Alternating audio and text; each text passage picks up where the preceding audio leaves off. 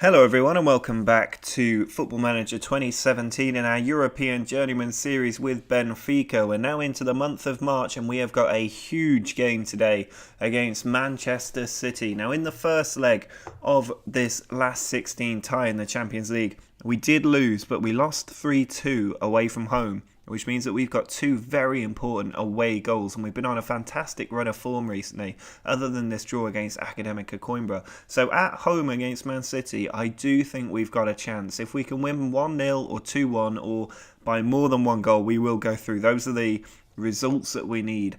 After that, though, we will be focusing on the Primeira Liga. We do have another game against Braga in the semi-final of the Portuguese Cup, but given we crushed them 4-0 in the first leg away from home, I'm expecting that to be a mere formality. So it's all about the league, but most importantly, it's all about this Champions League game. We need to be beating City, so I'm going to put out our strongest team available in this competition. And it sees Raul Jimenez, the almost forgotten man this season, come back into the team. If we just have a look at his history at the club, you'll see that he spent a bit of time in Benfica B this season, but last season he got 41 goals, and this season he's still got 15 despite not really featuring. So he's done very well for us and he deserves a chance up top. He's going to have Memphis and Zivkovic alongside him on the wings, with Pineda, Cook and Samaris our midfield choices. Grimaldo, Jardel, Vallejo and Fernandez make up the back four, and our team as a whole has fantastic average ratings, and I just need them to put in one more incredible performance and we will book ourselves a place in the quarterfinals. Fernandez on the ball, into Zivkovic, now Pineda in the middle, brings the ball forward, finds Memphis, edge of the area, there's Raul Jimenez, and the forgotten man has got us the goal that as it stands will put us into the quarterfinals of the Champions League. Corner from Zivkovic just before half-time. It's headed away, but Jimenez picks it up. He's trying to get it into the middle. Instead, he's running at goal. He finds Cook. There's Vallejo. And Vallejo, of all people, has made it 2-0 in the 46th minute of the first half. There's only been two highlights, and it's led to two goals that mean that even if Man City score now, we will still be going through. They need two goals to get back into this match. This is absolutely incredible.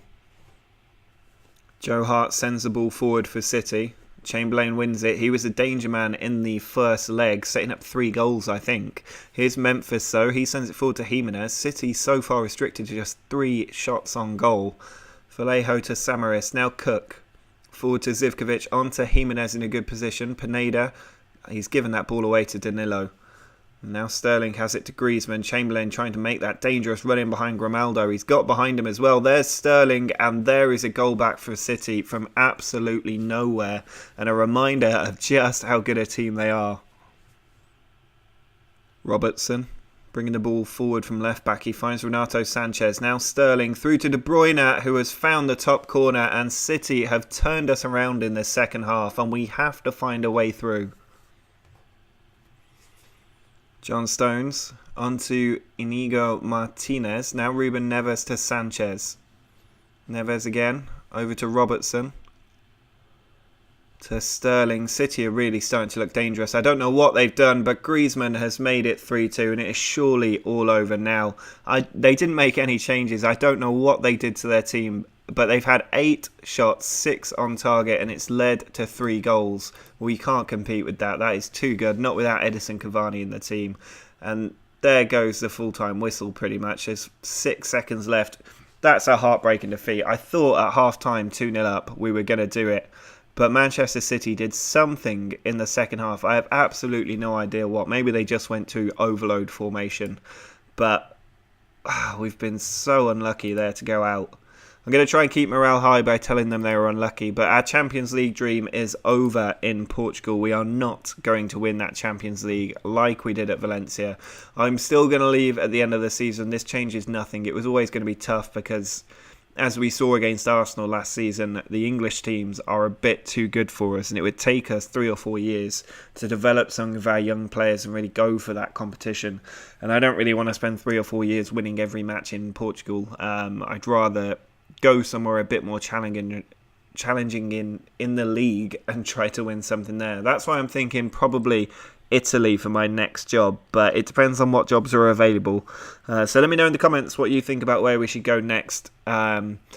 But yeah, that's a bit of a disappointing result to not make the quarterfinals, even though we were playing a team we could easily play in the final, and we held our own for a long time. But it means that we're out of that competition, and we now have, I think, just 3, 6, 9, 10, 11 games if we get through the semi-final. Just 11 games left in Benfica, which means that actually by the end of next episode we will be at the end of our second season. So that will be it.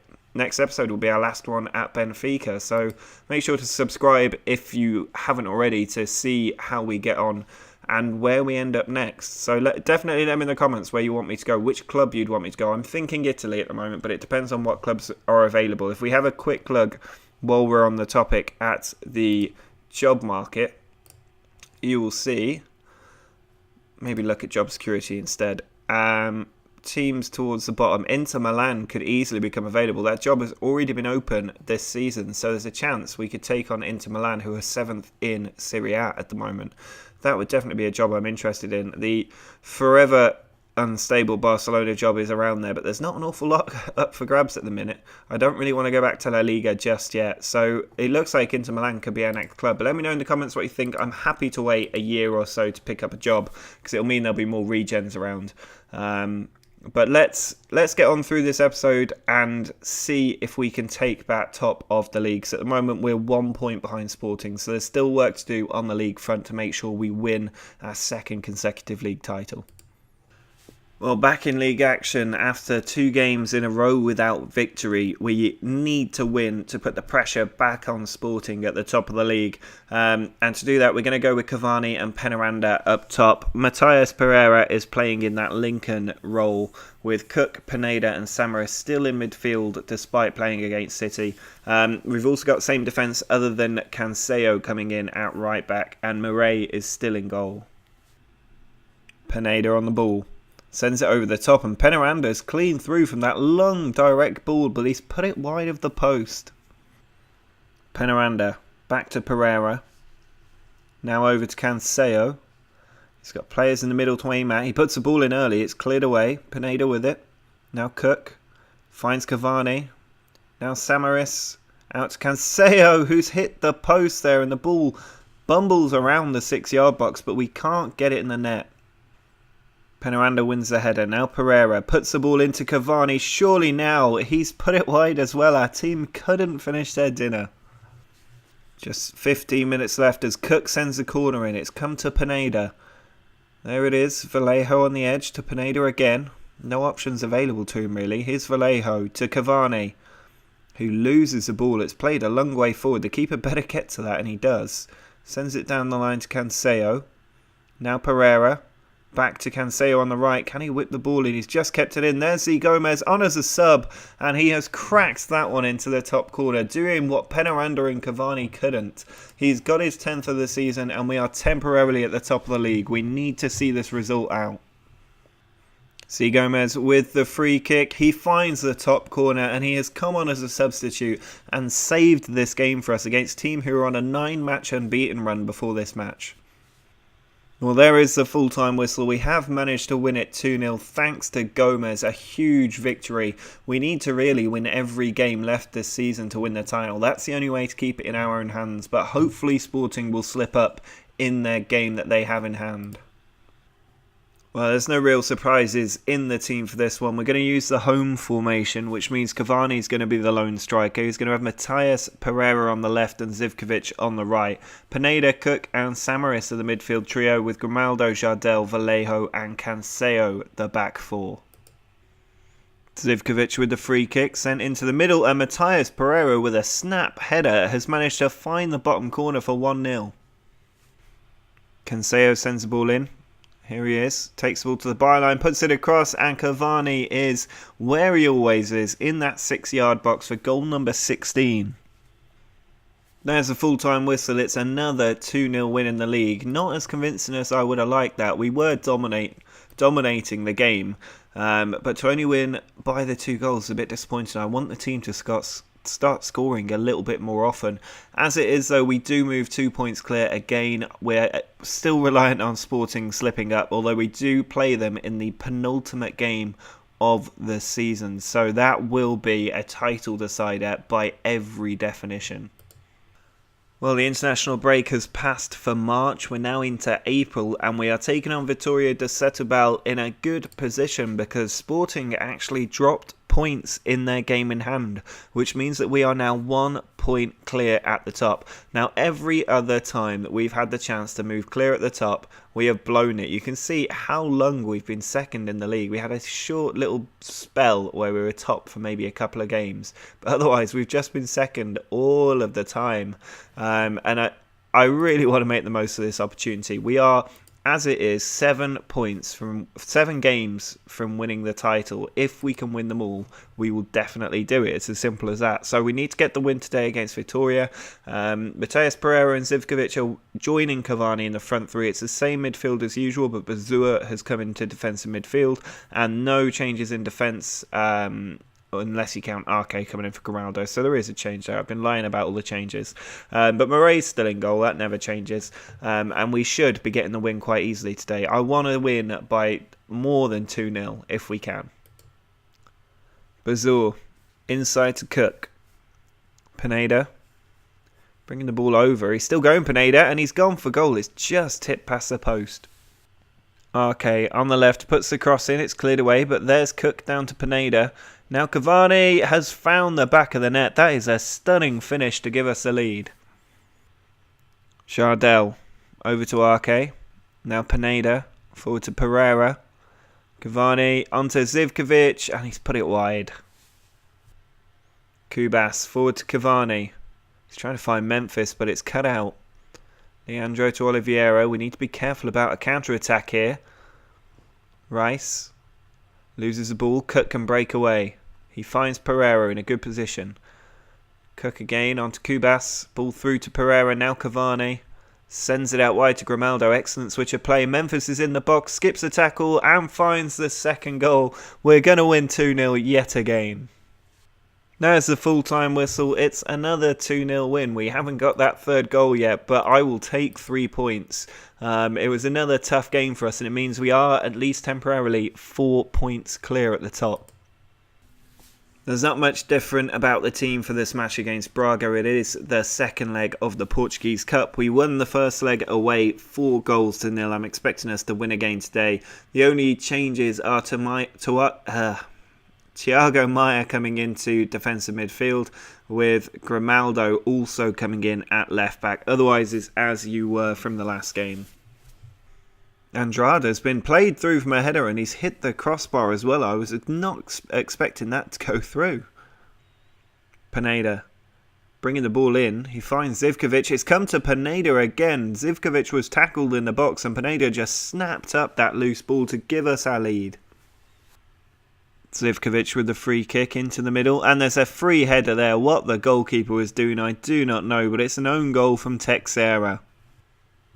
Grimaldo with a free kick into the middle. Jardel's header's hit the post. It's cleared away. Willian with the free kick. And it's saved. Ball sent across. And Andrada with the header. We have finally conceded. It's been a long time since that happened against a Portuguese team. There's the full-time whistle. We have made it into the final and the domestic treble is on for the second season in a row. A very good win over 2 legs. And I think Porto have gone through despite losing this game. I think they were still the team ahead. And indeed they have. 2-1 though. That was quite close in the end. So we'll be playing Porto in the final as we look to do the treble. Well, the final match of this episode is a big one. We're away against our rivals, Porto, in the league. And it is a bit of a free hit, actually, because Sporting lost the game before this one. So they are now still 1 point behind us. And if we win today against Porto, we will move 4 points clear at the top. So I want to get that win because we do still need to play Sporting later in the season. But it's not the end of the world if we fail to win today. That said, we are going to use the home formation, which is a bit of a scandal given that we are away from home. We're going to have Mateus Pereira and Zivkovic alongside Cavani, as they have been for the last few games. Pineda and Cook still have Bazur behind them for this one, and the back four is our strongest back four. Zivkovic with the free kick towards the back stick. It's headed away. Bruma on the ball. Bringing it forward for Porto. Herrera to Gil Diaz. Diaz, rather. Hadji loses the ball, but it's to Andre. Now Diaz again. And he's punished me for getting his name pronounced wrong. It's now 1-0 to Porto, and maybe this home formation was a mistake. Zivkovic with the corner. Cleared away by the first man. And Pires picks up the ball. He sends it across field. That's a dangerous pass, but it's worked out. Now Bruma launching the counter-attack to Andre. And Grimaldo gets it back for us. Now we can counter. Pineda over to Cavani. He's just holding the ball up. Not quite a counter-attack on. And Herrera has won the ball back. And again, Porto are going to come straight at us, but Zivkovic wins the ball. Pineda. Forward to Cavani. Cook. To Pineda again. Zivkovic. Beats his defender, finds Cancelo. 3 in the box to aim at. Pineda's there, and Pineda has made it 1-1. Escudero sends it in. Bruma picks it up. Ball down the line to Herrera. Now Bruma to Diaz. Herrera again. Ball just being played around a bit by Porto. Andre tackled by Pineda, who's having a barnstormer of a game. Now Zivkovic across to Cook. Pineda again. Gives the ball away because I said he was having a good game. Here's Hadji to Pires. Andre to Hadji. Ball into Diaz. Our defender switched off and Diaz makes it 2-1. Cavani's free kick into the middle. Bazul with the header, and there's Vallejo who nods the ball further on and makes it 2-2. Escudero free down the left, puts the ball across. It's a cleared away. Jardel further away. Now Herrera. Ball comes to Diaz. Pires to Martinez. Slip through to Sergio. He's in on goal but puts it well over the bar. Well, that's finished 2-2. It's a really frustrating result that we weren't able to get the win today. Maybe the formation was the wrong decision. It does mean we are still 2 points clear with just 5 games to go. But that is going to be it for this episode. We have failed to win every game, which is what I wanted from this episode. But it means that there's only 6 games left at Benfica. We're going to have our 5 league games, and then we'll take on Porto a couple of weeks after that. And then our contract will end, and we'll have to find a new club. So as I said earlier in the episode, do subscribe to the channel if you haven't already, and tell me who you want me to manage next. Put it in the comments. I'll give you another look at the job security screen. Now, at the moment, Inter Milan are the overwhelming favourites, rather. Sevilla could be an option as well if the Milan job doesn't come up, but I'd rather avoid La Liga for now. But take a look at some of these teams. Let me know if there's an interesting challenger in there. I am prepared to wait a bit of time for some of the other jobs to come up, such as Barcelona, or even Bayern Munich could become available. It is 2020, so the World Cup, if I remember right. Is it the World Cup? I think it's the Euros, actually. The Euros are around the corner. So there will be international jobs being cut, which means that the big club managers could leave. So if you want me to wait till the summer, let me know that as well. We can have a little look at what's available. But until next time, see ya.